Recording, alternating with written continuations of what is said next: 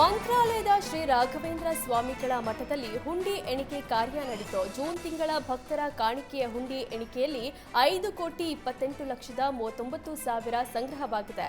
35 ದಿನದಲ್ಲಿ ರಾಯರ ಹುಂಡಿಗೆ 5 ಕೋಟಿಗೂ ಹೆಚ್ಚು ಹಣ ಬಂದಿದೆ. ಹಣದ ಜೊತೆಗೆ ಚಿನ್ನ ಮತ್ತು ಬೆಳ್ಳಿ ಆಭರಣಗಳನ್ನು ರಾಯರ ಭಕ್ತರು ಕಾಣಿಕೆ ನೀಡಿದ್ದಾರೆ. ಕಬಿನಿಯಲ್ಲಿ ಗೀತಾ ಶಿವರಾಜ್ ಕುಮಾರ್ ಹುಟ್ಟುಹಬ್ಬ ಆಚರಣೆ ಮಾಡಿಕೊಂಡಿದ್ದಾರೆ. ಮೈಸೂರು ಜಿಲ್ಲೆಯ ಎಚ್.ಡಿ. ಕೋಟೆ ತಾಲೂಕಿನ ಕಬಿನಿಯಲ್ಲಿ ಕುಟುಂಬದೊಂದಿಗೆ ಹುಟ್ಟುಹಬ್ಬ ಆಚರಿಸಿಕೊಂಡರು. ನಟ ಶಿವರಾಜ್ ಕುಮಾರ್ ಪುತ್ರಿ ಹಾಗೂ ನಿರ್ಮಾಪಕ ಸಂದೇಶ್ ನಾಗರಾಜ್ ಹಾಜರಿದ್ದರು. ಕೇಕ್ ಕಟ್ ಮಾಡಿ ಗೀತಾ ಶಿವರಾಜ್ ಕುಮಾರ್ ಹುಟ್ಟುಹಬ್ಬ ಆಚರಿಸಿಕೊಂಡರು. ನಂತರ ಶಿವರಾಜ್ ಕುಮಾರ್ ಮತ್ತು ಕುಟುಂಬ ಸಫಾರಿಗೆ ತೆರಳಿದ್ರು. ಉತ್ತರ ಕನ್ನಡದ ಜೋಯಿಡಾ ತಾಲೂಕಿನ ಗಣೇಶ್ ಗುಡಿಯ ಬಳಿ ಕರಡಿ ಪ್ರತ್ಯಕ್ಷವಾಗಿದೆ. ಅವೇಡಾ ರಸ್ತೆಯಲ್ಲಿರುವ ಬಸ್ ಸ್ಟಾಪ್ನಲ್ಲಿ ಕರಡಿ ಕಾಣಿಸಿಕೊಂಡಿದೆ.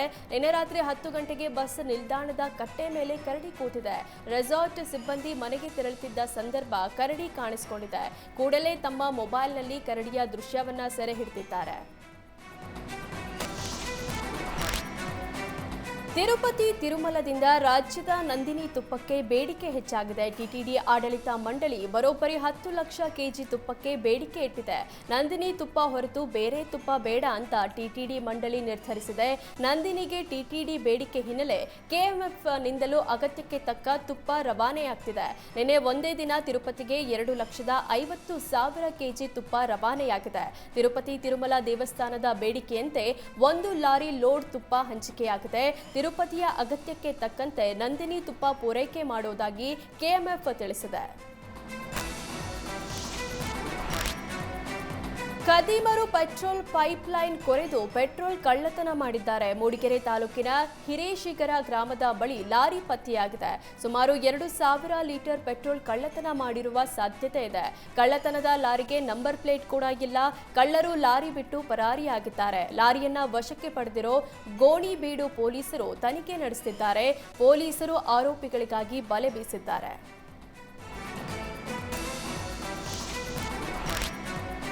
ಶಿವಮೊಗ್ಗದ ಕೃಷಿ ಸಂಶೋಧನಾ ಕೇಂದ್ರದ ನಿರ್ದೇಶಕ ಪ್ರದೀಪ್ ಮೇಲೆ ಲೋಕಾಯುಕ್ತ ದಾಳಿ ನಡೆಸಿತ್ತು. ಇದೀಗ ಅಧಿಕಾರಿಯ ಆಸ್ತಿ ವಿವರ ಬಹಿರಂಗಗೊಂಡಿದೆ.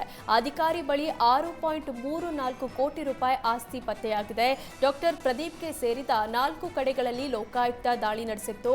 ಒಟ್ಟು 6.34 ಕೋಟಿ ರೂಪಾಯಿ ಮೊತ್ತದ ಆಸ್ತಿ ಪತ್ತೆಯಾಗಿದೆ. ಡಾಕ್ಟರ್ ಪ್ರದೀಪ್ ಬಳಿ 5 ನಿವೇಶನ, 1 ವಾಸದ ಮನೆ, 16.7 ಎಕರೆ ಕೃಷಿ ಜಮೀನು ಪತ್ತೆಯಾಗಿದೆ. ಇವುಗಳ ಮೌಲ್ಯ 4.45 ಕೋಟಿ ರೂಪಾಯಿ ಆಗಿದೆ. ಇನ್ನು ಬ್ಯಾಂಕ್ ಖಾತೆಯಲ್ಲಿ ಪ್ರದೀಪ್ ಹೆಸರಲ್ಲಿ 25 ಲಕ್ಷ ರೂಪಾಯಿ ಹಾಗೂ ಪತ್ನಿ ಹೆಸರಲ್ಲಿ 3.75 ಲಕ್ಷ ರೂಪಾಯಿ ನಗದು ಇದೆ.